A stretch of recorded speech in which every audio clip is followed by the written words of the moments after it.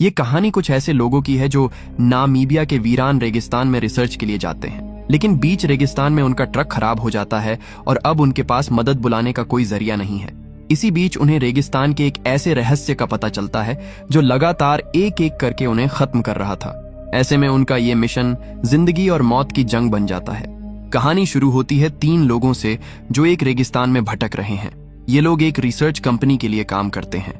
इनका काम ऐसी जगह जाकर मिनरल खोजना है जहां इंसान आसानी से नहीं पहुंच पाते।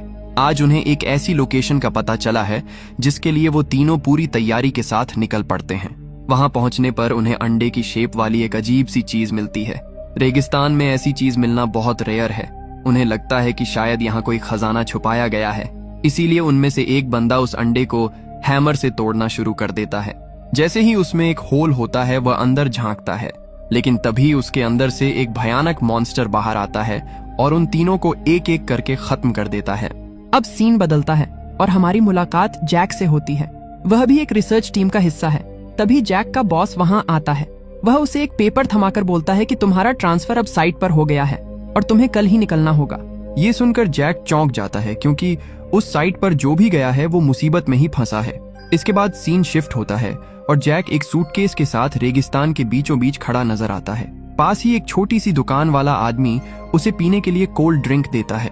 उसे पीते हुए जैक सोचता है कि क्या किस्मत है, इस बंजर जगह पर भी कोल्ड ड्रिंक मिल गई। तभी वहां कोल नाम का एक लड़का उसे रिसीव करने पहुंचता है। वो काफी खुश लग रहा था। कोल उसे अपने कैंप ले जाता है। वहां उसकी मुलाकात ऑफिस के बाकी लोगों से होती है। इनमें मैसियाई नाम की एक लड़की भी है जिस पर सब लाइन मार रहे होते हैं। मैसी उससे पासपोर्ट मांगती है और फिर उसका बैग चेक करने को कहती है। बैग में उसे एक मशीन मिलती है जो जमीन के काफी नीचे तक की चीजों का पता लगा सकती है। इसी बीच हम देखते हैं कि जॉन नाम का एक बूढ़ा आदमी एक डायरी अपनी पैंट में छुपा लेता है। मेसी उसी डायरी को काफी देर से खोज रही थी क्योंकि उसे जैक की एंट्री करनी थी। इस हरकत पर वहां काम करने वाला एक और आदमी भड़क जाता है। जॉन अक्सर मेसी को परेशान करने के लिए ऐसा करता रहता है। इसी बात पर दोनों में बहस हो जाती है और आखिरकार जॉन डायरी वापस कर देता है। इसके बाद मेसियाई और जैक बाहर आते हैं। दरअसल उन्हें शुरुआत वाले उन 3 लोगों को खोजने निकलना है जो इन्हीं की टीम के मेंबर थे। हमें तो पता है कि वो वापस क्यों नहीं लौटे, पर इन्हें कोई आइडिया नहीं है। मैं आपको बता दूं कि ये रेगिस्तान जैसा दिखता है, असल में वैसा है नहीं। यहाँ कुछ ऐसे अजीब जानवर रहते हैं जो इंसानों की सिर्फ हड्डियां छोड़ते हैं। इसके अलावा इस रेगिस्तान के नीचे इतना खजाना दबा है कि उससे पूरा अमेरिका 3 साल तक मजे से खा सकता है। इसी खजाने की तलाश में ये लोग सालों से भटक रहे हैं। हम देखते हैं कि उनके ट्रक पर कई गैलन पेट्रोल लदा है। इन्हें खुद नहीं पता कि यहाँ कितने दिन सरवाइव करना पड़ेगा। सफर में हमारे साथ ट्रक में सेरा और माइक भी हैं। कोल को तो हम पहले से ही जानते हैं। इन सब का सफर शुरू होता है और वो रेगिस्तान में बस भटकते रहते हैं। माइक की बातें सुन सुनकर कोल बोर होने लगता है, पर वो कुछ बोलता नहीं है। दूसरी तरफ जैक धीरे धीरे मेसी की तरफ अट्रैक्ट होने लगा था। तभी हमें एक फ्लैशबैक सीन दिखता है जब ये सब ट्रक में बैठ रहे थे। उनके साथ सुलेमान नाम का एक लोकल आदमी भी था।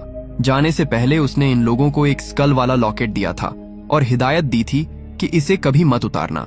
अब वापस प्रेजेंट में आते हैं। इन लोगों को पुरानी टीम का ट्रक मिल जाता है।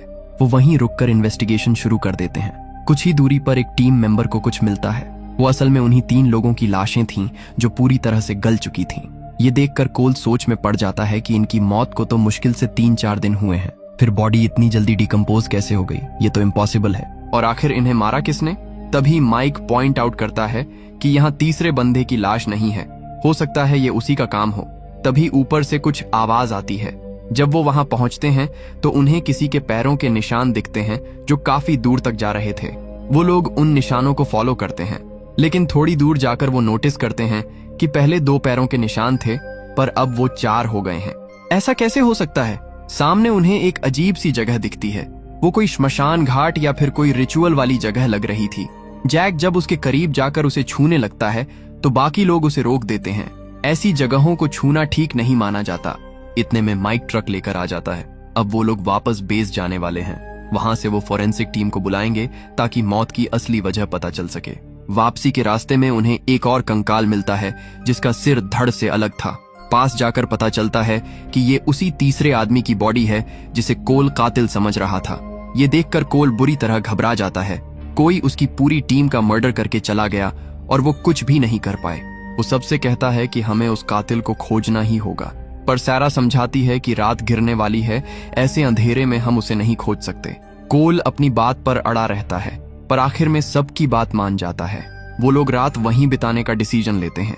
इसी बीच जैक को अपने पुराने ऑफिस के दिनों की याद आने लगती है, जब वो मजे से एसी में बैठकर काम करता था। पर इन सब के बीच उसे एक बात अच्छी लग रही थी कि उसकी मुलाकात मेसी से हो गई। जैक को नींद नहीं आ रही थी तो वो रेगिस्तान में स्केटिंग करने निकल पड़ता है। मेसी भी उसे देख रही थी। थोड़ी देर में वो जैक की मशीन लेकर उसके पास आती है, जो काफी देर से बीप कर रही थी। जैक चेक करता है तो पता चलता है कि मशीन के हिसाब से कोई उनके बिल्कुल पास है, पर उन्हें कुछ दिखाई नहीं दे रहा था। दोनों वहीं बैठ जाते हैं और जैक उससे फ्लर्ट करने लगता है। वो अपनी लाइफ के बारे में बातें शेयर करते हैं। मैसी बताती है कि उसके डैड भी यही काम करते थे, इसलिए उसका भी इंटरेस्ट जगा और उसने कंपनी ज्वाइन कर ली। थोड़ी देर बाद वो सोने चली जाती है। जैक वहीं बैठा रहता है और उसकी भी आंख लग जाती है। तभी मशीन फिर से जोर जोर से बीप करने लगती है। कोई बहुत करीब था। वो पलट कर देखता है तो पीछे कोई नहीं था, लेकिन जैसे ही सामने देखता है, एक बहुत बड़ा मॉन्स्टर खड़ा होता है। वो डर के मारे जोर से चिल्लाता है और भागकर ट्रक के पास पहुंचता है। उसकी आवाज सुनकर सब जाग जाते हैं और नीचे आते हैं, पर वहां कोई नहीं था। कोल उसे समझाता है कि तुम अफ्रीका के रेगिस्तान में हो, यहाँ ऐसे बहुत से अजीब जीव हैं जो तुमने कभी नहीं देखे होंगे। जैक कहता है कि हमें पता है यहाँ कुछ तो सुपर नेचुरल चीज है, पर वो है क्या ये किसी को नहीं मालूम। तभी मेसी आकर बताती है कि उनके टीम मेंबर का कंकाल गायब हो गया है। इस पर टाइटस खुलासा करता है कि ये सब सैंड मदर का किया धरा है। वो इस रेगिस्तान की क्वीन है और डायनासोर के टाइम से पहले से जिंदा है।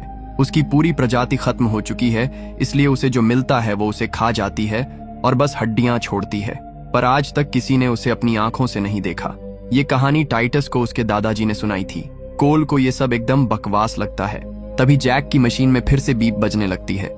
कोल तुरंत सैरा से कहता है कि ट्रक उसी डायरेक्शन में ले चलो जहां मशीन इशारा कर रही है, पर सैरा साफ मना कर देती है। अंधेरे में ट्रक रेगिस्तान में फंस सकता है या कोई और हादसा हो सकता है। सुबह जाना ही सेफ रहेगा। क्या आपको भी लगता है कि वो सच में सैंड मदर थी, या जो अंडे हमने शुरू में देखे थे वो उसी के बच्चे थे? क्या उसकी पॉपुलेशन बढ़ रही है? सुबह होते ही सब निशानों का पीछा करते हुए निकल पड़ते हैं। थोड़ी दूर जाने पर कोल अपने स्नाइपर से देखता है कि कोई क्रीचर वहां से भाग रहा था। वो बिना देर किए फायर कर देता है। गोली लगते ही वो क्रीचर किसी राख की तरह हवा में उड़ जाता है। जब सब पास पहुंचते हैं तो वहां उन्हें सिर्फ अपने टीम मेंबर का वही कंकाल दोबारा मिलता है। इस बार वो उसे अपने साथ रख लेते हैं। टाइटस बताता है कि जवानी के दिनों में उसके साथ भी कुछ ऐसा ही हुआ था। उसका एक चरवाहा दोस्त बकरियों के साथ जा रहा था, पर जब टाइटस वहां पहुंचा तो उसे सिर्फ दोस्त की हड्डियां मिली। अब कोल को उसकी बातों पर थोड़ा थोड़ा यकीन होने लगता है, क्योंकि उसने भी उस दानव को अपनी आंखों से देखा था। वो लोग वहां से निकलने का फैसला करते हैं, पर जैसे ही ट्रक स्टार्ट करते हैं उसमें आग लग जाती है। सैरा किसी तरह आग बुझाती है, पर ट्रक अब स्टार्ट नहीं हो रहा था। कोल पूछता है कि माइक, क्या तुम इसे फिक्स कर सकते हो? माइक जवाब देता है कि इसमें तो महीनों लग जाएंगे। दूसरी तरफ मैसी अपने रेडियो से बेस पर कांटेक्ट करने का ट्राई करती है, पर नेटवर्क नहीं मिलता। सब काफी टेंशन में आ जाते हैं। सैरा बताती है कि हमारे पास 4 दिन का खाना पीना बचा है, तब तक हम कुछ न कुछ जुगाड़ कर ही लेंगे। तभी आसमान से एक छोटा प्लेन गुजरता है, पर किस्मत खराब हो तो कुछ नहीं होता। वो प्लेन उन्हें देखे बिना चला जाता है। हार मानकर वो वहीं अपना टेंट लगाकर एक छोटा सा कैंप बना लेते हैं। एक रात माइक सोने जाता है और टाइटस को पहरेदारी के लिए उठा देता है। पहरा देते वक्त टाइटस महसूस करता है कि कोई उनके आसपास घूम रहा है। मशीन भी लगातार बीप कर रही थी। वो माइक को उठाने की कोशिश करता है, जो अपने स्लीपिंग बैग में सो रहा था। जब वो नहीं उठता तो टाइटस उसे पलट देता है। उसे पलटते ही टाइटस के होश उड़ जाते हैं। माइक के चेहरे का एक हिस्सा पूरी तरह से डिकम्पोज हो चुका था और वो अभी भी जिंदा था। ये उसी मॉन्स्टर का काम था। वो घबराकर सबको जगाता है। तभी वो मॉन्स्टर छोटे छोटे पार्टिकल्स में बढ़ जाता है और टाइटस पर भी अटैक कर देता है। उसका हाथ गलने लगता है और वो दर्द से तड़पने लगता है। बाकी लोग स्लीपिंग बैग पर गोलियां चलाते हैं, पर कोई फायदा नहीं होता। वो पार्टिकल्स अब उनकी तरफ बढ़ रहे थे। माइक तो पूरी तरह गल चुका था। कोल वहां पेट्रोल डालकर आग लगाने की सोचता है, पर सैरा उसे रोक देती है, क्योंकि इससे उनका ट्रक भी जल जाएगा और उनके पास छुपने की कोई जगह नहीं बचेगी।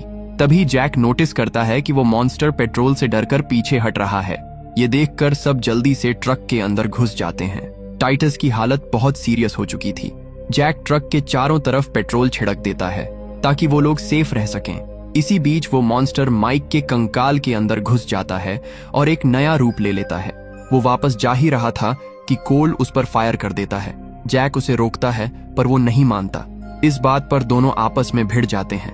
मेसियाई बीच बचाव करती है और समझाती है कि हमें इस वक्त साथ मिलकर रहना होगा, लड़ने से कुछ हासिल नहीं होगा।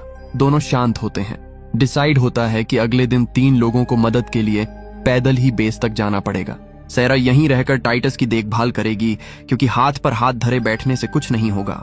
सब सो जाते हैं। अगली सुबह 3 लोग बेस की तरफ निकल पड़ते हैं। सैरा और टाइटस ट्रक में ही रुकते हैं। वो तीनों बस चले जा रहे थे क्योंकि रास्ता बहुत लंबा था। अचानक एक भयंकर तूफान आ जाता है और तीनों उसमें फंस जाते हैं। तूफान रुकने के बाद वो देखते हैं कि उनका बहुत सारा सामान टूट गया है। जैक की मशीन भी खराब हो चुकी थी और आधा पेट्रोल भी गिर गया था। फिर भी वो हार नहीं मानते और आगे बढ़ते रहते हैं। रात होने पर वो एक जगह आराम करने रुकते हैं। कोल सेफ्टी के लिए चारों तरफ पेट्रोल डाल देता है। जैक और मैसी एक दूसरे का हाथ पकड़े बैठे थे। तभी वो देखते हैं कि वही सैंड मदर वहां आ गई है। इस बार उसने मेसी का चेहरा लिया हुआ था। अंदर आने के लिए उसे पेट्रोल पार करना पड़ता, जो वो नहीं कर पाती और मजबूरन वापस लौट जाती है। मतलब टाइटस की कहानी एकदम सच थी। अगली सुबह रेडियो से आती एक आवाज से उनकी नींद खुलती है। आसपास देखने पर उन्हें अपनी पुरानी टीम का ट्रक नजर आता है। पास ही में वो अंडा भी रखा था।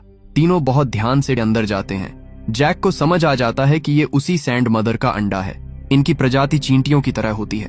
इनका साइज और पावर अलग अलग होती है। ये इस रेगिस्तान में कहीं भी फैल सकती हैं। अगर ये ऐसे ही अंडे देती रहीं तो पूरी दुनिया तबाह हो जाएगी, क्योंकि ये किसी भी मांस को पल भर में गला सकती है। इसी बीच ऊपर से जॉन की आवाज आती है। बाहर आने पर जॉन उन्हें घेर लेता है। उसे लगता है कि इन तीनों ने ही अपने साथियों को मारा है और खजाना आपस में बांट लिया है। मैसी उसे समझाने की बहुत कोशिश करती है, पर वो एक नहीं सुनता और तीनों को हथकड़ी पहनाकर ट्रक में बैठा देता है। जैक कहता है कि हमें जल्दी कुछ करना होगा, वरना हम सब मारे जाएंगे। मौका देखकर कोल शीशे के आर पार जॉन को मारता है और उसे बेहोश कर देता है। इसके बाद वो एक माइन के पास पहुंचते हैं। अब उन्हें समझ आ गया था कि ये क्रीचर अपनी एक अलग सोसाइटी बनाना चाहता है और इसके लिए उसने इस गहरी माइन को चुना है। वो अपने साथ एक खास लिक्विड ले लेते हैं और जॉन को ट्रक में ही बांधकर छोड़ देते हैं। तीनों अंदर की तरफ बढ़ते हैं। अंदर घना अंधेरा था, इसलिए वो टॉर्च जला लेते हैं। जैक को एक पुराना जनरेटर मिलता है। उसे चालू करते ही वहां हल्की रोशनी हो जाती है। इसी बीच कोल अकेला ही उस क्रीचर को मारने निकल पड़ता है जो छुपकर उन्हें देख रहा था। जैसे ही कोल अंदर जाता है वो क्रीचर उस पर अटैक कर देता है, पर जैक बड़ी चालाकी से उसका ध्यान भटकाता है और उसे एक गहरे खड्डे में गिरा देता है। कोल उसे थैंक्स बोलता है, पर तभी वो मॉन्स्टर खड्डे के अंदर से कोल का पैर पकड़ लेता है और उसे नीचे खींचने लगता है। जैक और मैसी उसका हाथ कसकर पकड़ लेते हैं, लेकिन कोल खुद ही उनका हाथ छोड़ देता है और उस लिक्विड के साथ खड्डे में गिर जाता है। इससे उस मॉन्स्टर और कोल दोनों की मौत हो जाती है। पर कहानी अभी खत्म नहीं हुई थी। वो लोग माइन के जिस हिस्से में थे वहां उस रानी ने अपना पूरा कब्जा कर रखा था। तभी जैक की नजर एक चीज पर पड़ती है जो एक जिंदा कोकून जैसी लग रही थी। उसे समझ आ जाता है कि रानी इसी चीज को प्रोटेक्ट कर रही थी। शायद ये उसका दिल था। जैक बिना सोचे उसमें चाकू घोंप देता है।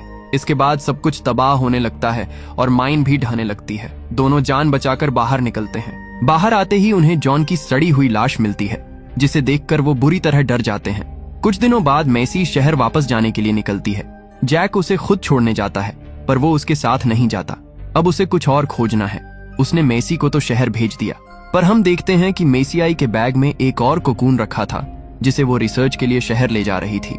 इसका सीधा सा मतलब है कि वहां सिर्फ एक रानी नहीं थी, बल्कि ऐसी हजारों रानियां हो सकती हैं जिनके अनगिनत कोकून्स होंगे।